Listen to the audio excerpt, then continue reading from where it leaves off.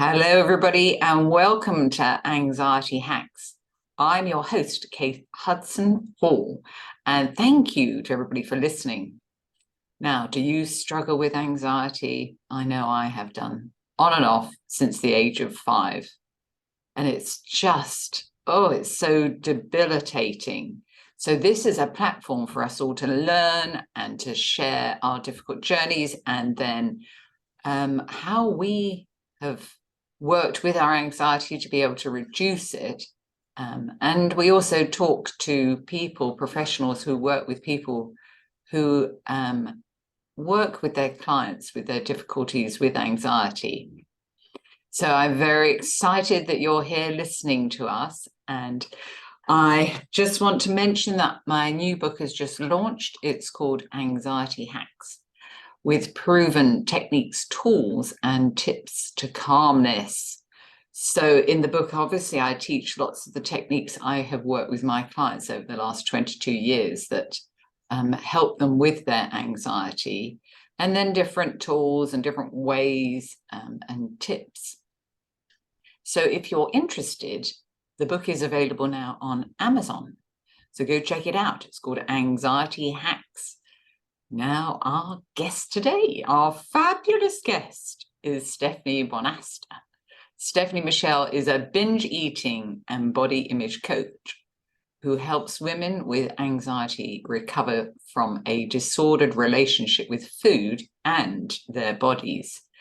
Stefanie is a certified coach, occupational therapist, and a somatic experiencing practitioner in training, with a lived experience of anxiety and depression for over 20 years. With a focus on nervous system regulation, Stefanie helps women understand and work with their anxiety slowly and over time, using tools and techniques from a multidisciplinary approach.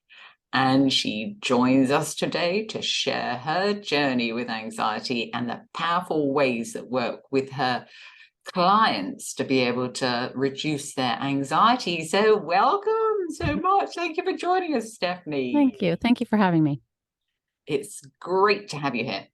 So now, should we begin with your eating disorder and your anxiety, and how difficult it was for you?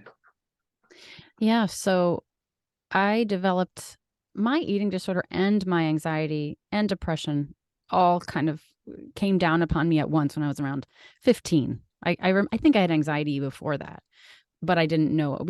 There was no name for it, and my parents didn't understand it as such. So looking back, I can see that, but I really felt it it came a lot to the forefront when I was around 15. Right. I think this onset of hormones sort of brought about, and a lot of changes in my life at the time happened. And so for me, anxiety was very much a part of my disordered relationship with food because they were so intertwined, and my body image. And so I didn't have language for this. I didn't have an understanding of what was happening to me. I really thought of it as a character flaw. I thought that this was just part of who I was, that I was just someone who thought too much and was too sensitive. And of course, how that spilled over into my eating disorder. And so for 25 years, I sought treatment, and I worked with a lot of therapists around this.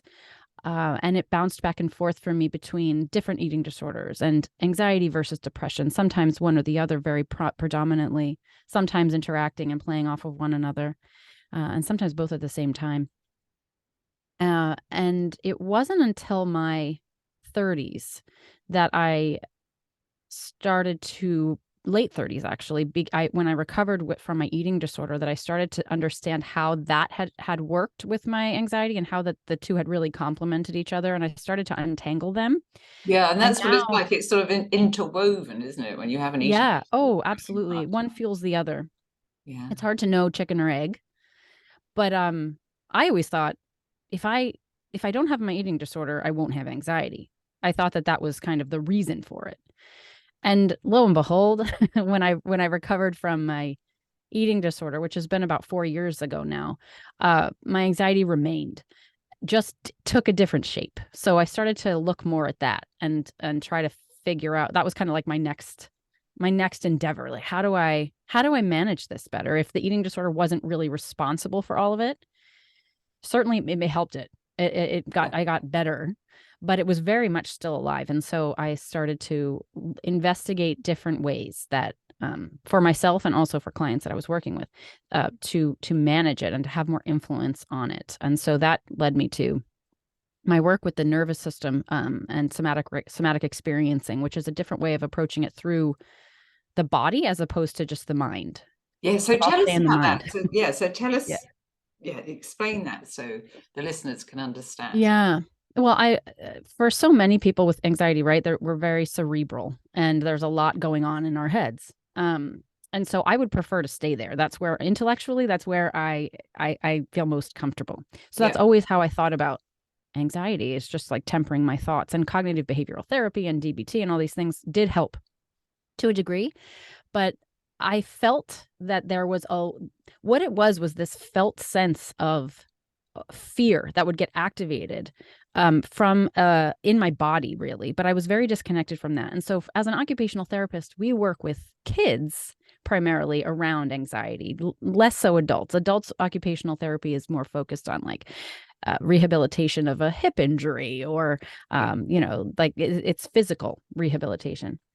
With kids, though, um, there's extensive training on regulating a child's nervous system, which anxiety is very much a part of, especially in neurodivergent populations, through techniques like it's sensory regulation. So joint compression, meaning putting input through the joints, soft, soothing touch, sound, using basically your five senses to calm and provide the body with a sense of safety, more so than just the thoughts of safety, but the actual feeling of like calming a system down and slowing it down so that it feels safe. And there's so many different ways to do that. And with different kids, you see how, what works for one child will not work for the other. And it's very individualistic. And I thought to as an OT, I was always thinking, why don't we do this for adults? Like, this is something I need. And I felt that. yeah. That was earlier. And then what somatic experiencing does, and how I've combined the two, is to tap into the physical sensations of anxiety and how that presents in the body in real time. And then it's this very, very, very slow dance of starting to pay attention to that in such a way that we're not over triggering it. But we're starting to tend to what it feels like. And so there's a variety of techniques that really overlap with that OT lens, of actually just finding that sense of calm that has nothing to do with your thoughts, actually, that has more to do with a nervous system that gets hyper aroused easily and sort of like perceives threats that aren't necessarily there, or that are not to the same degree as they may be in reality as they are in our felt sense. Yeah. And so what sort of techniques do you use? Oh, where do we start, and how much time do we have?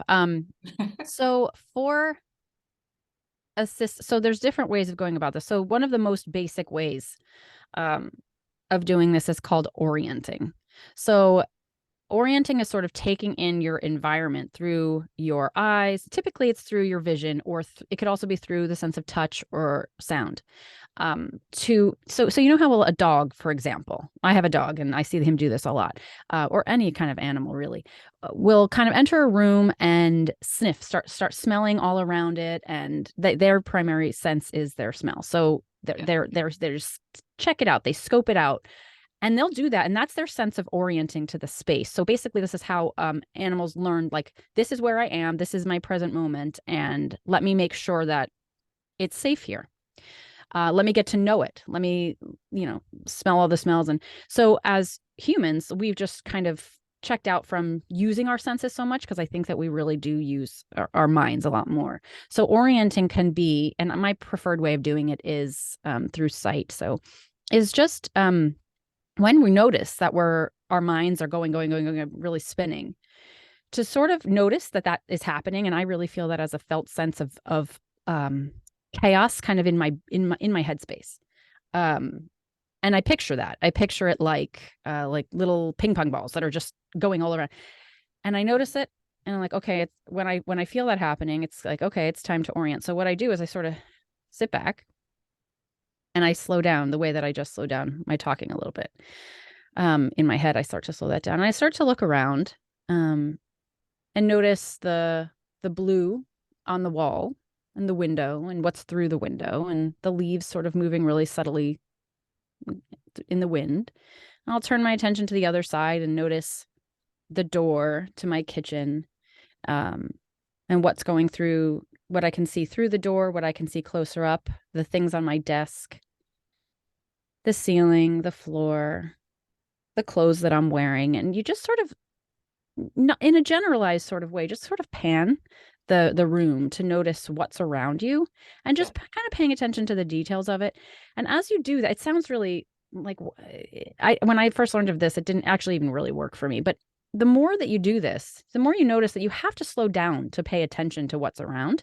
And as you look around, provided that your environment really is calm and safe, that your body actually takes in the information of safety just from what it's seeing outside of your thoughts. So it's not like you're thinking, oh no, everything's actually fine, there's no real threat here. It's your body that's actually experiencing the lack of threat, unless there really is one around you, of course, in which it's a different scenario. But and your body will just sort of do, my body will do give me an involuntary sigh like that, to sort of just say, I've taken in this information around me and it's okay. I'm not in any danger right now. And just by doing that for a few minutes, if that's all you can manage at a time, which is all I could only do it for like 20 seconds at a time in the beginning. There is something that even just now, as I did that, happened to me.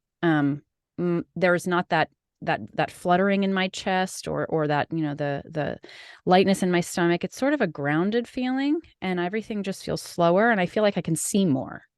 Yeah, and you're also bringing yourself out of your head and listening to your thoughts, aren't you? By, bringing yourself outside and paying attention to, the present moment and what's actually going on in the here and now.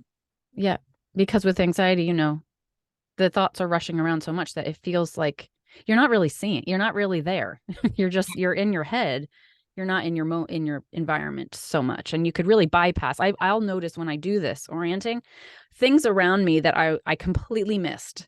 And all of a sudden you start to see more of it. And you're like, oh, there's that thing I've been looking for. But you start to just be more present in your environment. And I just noticed this effect of slowing down, and that's regulating your nervous system essentially. And you can feel that happening. Yes. So for anyone, who has anxiety knows it, it's this fury in the nervous system. It's like it's a fear, it's a fight or flight. Yeah. And what orienting does is it takes you out of fight or flight and brings you down to what the, ventral vagal in the nervous system speak. And it's this sense of feeling safe, connected, in control, sort of more access to all the parts of your brain instead of just staying so primal. And it's a really powerful way that I initiate people into somatic practices, because it's one of the most basic and we can do it at any time. Yes. Yeah. Wow, that's amazing. That's a great tool for people to be able to start to calm themselves. Yeah. And what other techniques do you work with? So that one is using a pretty basic sense, right? So, but I also find touch to be really powerful, and also pressure. So I think depending on the variation of anxiety you have, my anxiety always leaned more to anger. So I know sometimes I think that we can veer more to sadness and withdrawal. I had more of a fight or flight, a really present sense of fight or flight that would render me really defensive and angry. So when I'm anxious, I know this because I'm a little snappier with my children. I just have less patience. I feel frustrated. I'll feel like this internal sense of anger that I'm not even really sure where it comes from. I'm not particularly angry at anything. It just feels like it's there. Yes, so yeah. For angry type anxiety, touch and pressure is really, really empowering to me. And again, for someone else who maybe doesn't lean towards that angry place, or if you do, but there's just more sensitivities, and this will vary depending on histories of trauma and just own personal stories. Sometimes touch and pressure can be actually more activating. So this is something I want to say, that if you experiment with something and it doesn't feel good, not to do it. It doesn't mean that this is a one size fits all and there's other techniques to use. But for angry type anxiety, one thing that I really love to do is to get deep pressure into my joints. And this is something, again, we would do with kids. And this can show up as like a wall push-up or even a floor push-up. I'm terrible. I don't have much upper body strength. So a floor push-up, I just have to do one and I'm good. But sometimes you can do it against a wall as well. And the idea is to get that pressure through your elbow joint, your shoulder joint, and even your wrist joint. If you have injury, of course, there's modifications. But holding that sustained pressure, for example, if you did a plank on the ground and you felt that pressure coming through your upper body and sustained it for a long enough period of time to almost exhaustion. Yeah. There's input getting into those joints that actually communicate back to the brain regulation. And so what I will do, and I've had clients do this in sessions, is when I notice their anxiety coming up and they're talking faster and they're getting upset, we'll stop and say, and not even talk about the content of the anxiety anymore, and just say, let's get on the floor and do a plank or a push-up or a wall push-up. And I have them do it until their muscles just can't anymore. Just kind of can't, it's exhausts the muscles. And when they come back to the screen, they kind of just sit there like what, without much to say. It's like all of the content and the fury of the thoughts somehow lift. And there's this sense of being grounded in the body. And there's a sense of calm that sort of overrides all that worry and all that story making that was going on. And just because it brings back a part of your brain back online that we didn't have access to in the throes of anxiety. And so push-ups, wall push-ups, as I said, you can even do that by clenching. So kind of taking your whole body and I've done this in the car too, which I don't know how safe it is, but it hasn't been a problem so far. Just sort of like clenching my entire, like every muscle in my upper body really, and holding it for about, well, I don't know, it varies for me. I hold it about 10 seconds or as long as until I reach like this peak, and then just relax it all. Yeah. And then really letting go. Let it go. Yeah. And you can do that multiple times. But the purpose of that, because I mean, this is something that maybe we'll read about these kinds of things online. But the reason that it works is because it's actually it's giving that proprioceptive input to your body, to your joints and to your muscles. And that proprioception, once again, is a way that our body orients to where we are. And so it's telling us, I am here. I am here. Here's my body. I can feel it. I can feel its boundaries. I can feel where, and it forces us present. And it also gives that energy a place to expend itself, because the energy will otherwise circulate in the mind. That hyperactivity, in the mind gives it actual somewhere to go, like that fight or flight feeling, the fight or flight of, which is anxiety, is like mobilizing us to move, to act. And meanwhile, we just keep it in our heads, but this is giving it a place to actually move the energy, because energy doesn't die. Yeah. So it needs to get expelled. So again, these kinds of things can help. It's not a cure. It's not like, oh, now I'm not anxious anymore, but it gives you a window into being able to have a little bit more influence over your state in a given moment. Yeah. So it's giving you a bit more control, isn't it? Yeah. Yes. And giving you, great tools to be able to, to work with that, and like I said before, get yourself out of your head and get yourself focused in the body. Yeah. Yeah. Yeah. And what other therapies do you find work with your clients in different ways? So I'm always, I am a fan of talk therapy, and digging deeper about, the whys, and also part and parcel of somatic work is trauma. So working on the things in our past. And again, these don't have to be quote unquote, like stereotypical traumatic experiences, but just the way that our bodies experienced something that was emotionally too overwhelming at the time for us to be able to deal with. So it might not seem like a traumatic event. And I'm careful not to overgeneralize that word, because big T trauma is a category in and of itself. But many people I find with anxiety have histories of trauma, whether that is capital T or lowercase t.